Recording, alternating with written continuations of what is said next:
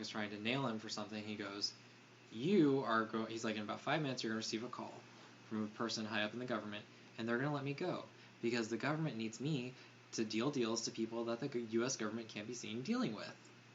And that's literally it. True story.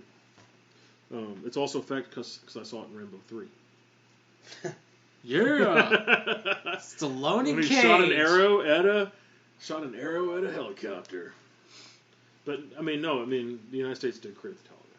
But that was the message that Iron Man 1, with Jon Favreau at the helm, was trying to get a point.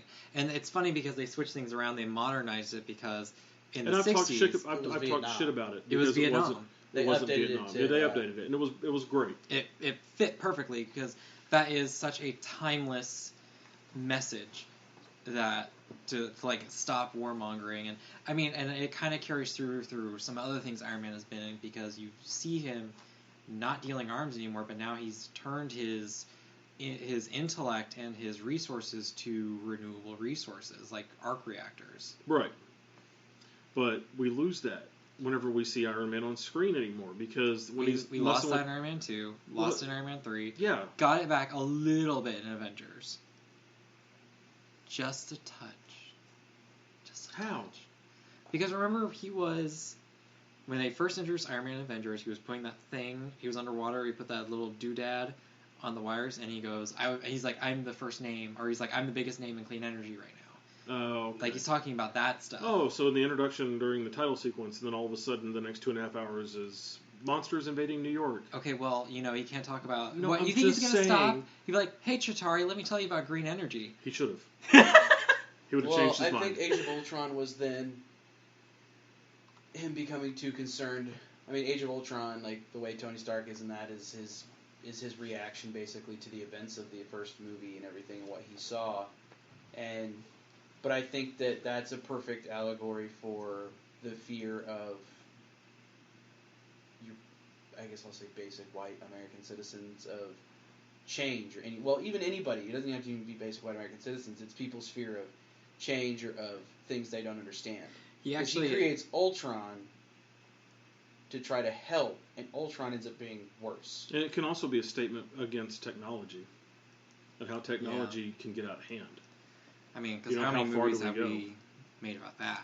Well, no, Terminator. I get that, but Terminator, iRobot, there's a lot of movies out there. You and I talked about that the other day, Bicentennial Man. Yeah. All these AI.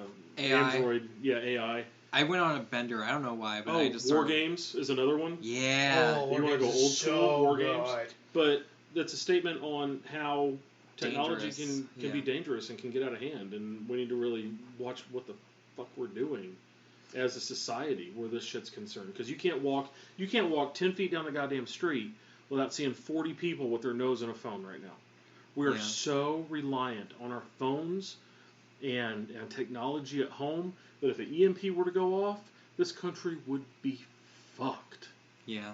It's a Bruce Willis movie, Surrogates. It's not a really good movie, but the statement there about how everybody never basically leaves their home. They robotic surrogate of themselves. It's live action Sims. Essentially. Yeah. But I still think that's a brilliant statement to have made within the movie. That's actually based off a comic book too, by the way. But even these statements that we're saying about like Age of Ultron and things like that, that's a reach. That's not the intended goal of these movies. It's not. But we can kind of look through some things and kind of talk about that and pull from that. And that's what we want to do with this podcast now. Is we want to talk about these things and pull from these things. And why was Luke Cage created? Why was the Black Panther created?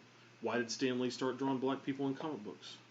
Because he saw the writing on the wall. He knew that it was wrong to not have black superheroes. And more importantly, he just looked at the world around him. Living in New York, there are black people in New York. Black Doctor in a comic book? Holy shit! Call the press. Back then, that was crazy. The movie he's most excited for, by the way, is Black Panther. Well, hopefully he's alive to see it. He is I hope that too, because I think that's something he wants more than like a really good Fantastic Four movie. Yeah. Because it is honestly that's the movie he is most excited for more than any other movie. Because everything else is so typical. Like you have your. Well, Captain Marvel. You have your great. But you have your basic white male superhero, and we've had how many movies of that? And 14. This is like the first 15. one where it's like 15. the first kind of controversial character to really be introduced in the comic books is the black superhero, especially introducing him in the 1960s. I thought he was the 70s. No, it was 60s. 68. Was Luke Cage 70 then? Yes, 70s? Luke Cage was 70s. 70, 71, something like that. And, introducing the Black Panther, it was, it was a really risky call, and it paid off in fantastic ways.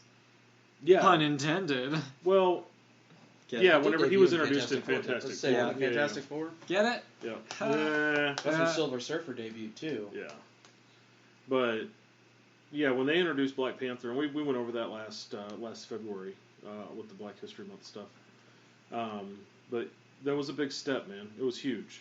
And then, of course, the radical social movement of the Black Panthers took their name after it. And they changed the name to Black Leopard. Did they actually take their name from the They comic say book? they didn't, but, it was obvious. It happened so close together that people say that the superhero is based off of Black Panthers, and some say Black Panther is based off the superhero. It's just, it's like a bootstrap paradox. It's weird. It's like, which one came first, chicken or the egg? Yeah.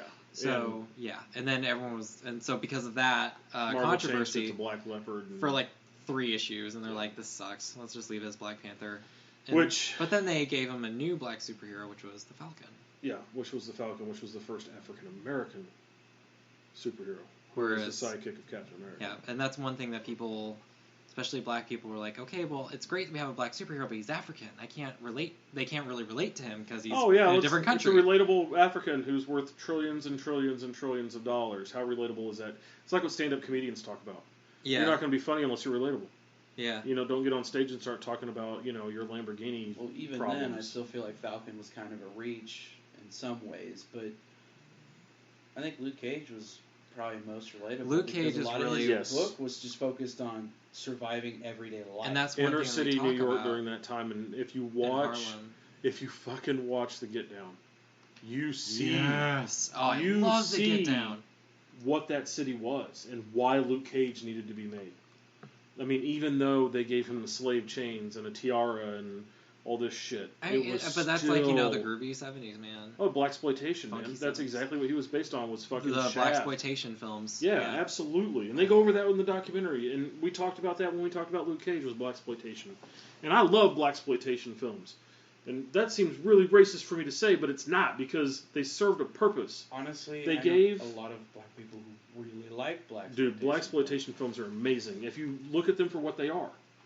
You can't look at them and be like, oh, that's ridiculous, that's super racist, or, where's all the white people, why are all the white people evil? Why are all the black people evil in fucking, white people movies during the 70s? It was an avenue for African Americans to see themselves portrayed in a better light that isn't in an slave. amazingly positive light. Shaft was badass. Shaft was Hush badass. Hush your mouth. That's one bad. bad mother. Well, then you had... I mean, it came out in the 2000s, but it was Black Dynamite, which was blaxploitation. Yep. But it was awesome. Loved that. And so that's... And now, in this new era, we kind of have our own Black Panther in the form of Kamala Khan. That's kind of where you and I came to. Yes. Out of all of this. Is that... she come before Simon or not? Well, she was before, but I think no, I think Simon might have Simon was first. Simon was the New 52. He showed up when the New 52 started. Kamala Khan showed up a few years later, but she hit the ground running, and everybody loves Kamala Khan. And here's the thing: is that in our current society in the United States of America, there's a wave of hate going through our country that is centered and focused on Muslims, which is incredibly ignorant and incredibly stupid, and it is. 9/11 happened by a terrorist organization, and ever since then, America has been obsessed with, not letting Muslims into the country, not letting a group of people into the country based on a God that they believe in.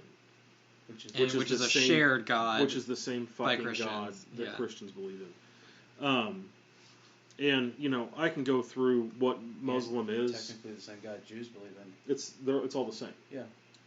I can go through all that stuff, but I don't think I need to. I think I did at one point in time during this podcast, and I don't know where that is, but I went through what is Judaism, Christianity, and Islam, and it might have been talking about Simon Boz.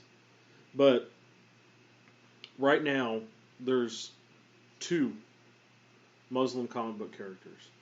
Well, superheroes. Superheroes. That have their own title. And that is Simon Boz and Kamala Khan. Mm-hmm. Otherwise known as Miss Marvel. Yeah. Yeah, Ms. Marvel and Green Lantern. And I'm pretty sure I need to read Miss Marvel. See, that's on, like, I have a stack over there of just graphic novels I need to go through, but one of them is Air by G. Will Wilson, and because it was recommended that I read Cairo and Air, and James too was like, if you love these books, then you'll probably love Ms. Marvel. Yeah. So Ms. Marvel's definitely on my list. And we will talk about that after I think both of us, all 3 of us, will probably go through a Miss Marvel thing. I'm pretty sure, and I did read it when it first started. I read the first couple issues, but it was one of those books. It's like, it's good, but it's not something I'm like. It's teenagery, though, you know. It is very teenagery. But the question I have about the book itself is like, are they going in and are they, discussing the social issues with, the hate shown towards Muslims as a whole, or are they just frosting that over, saying she's Muslim, and then putting her in teenage situations?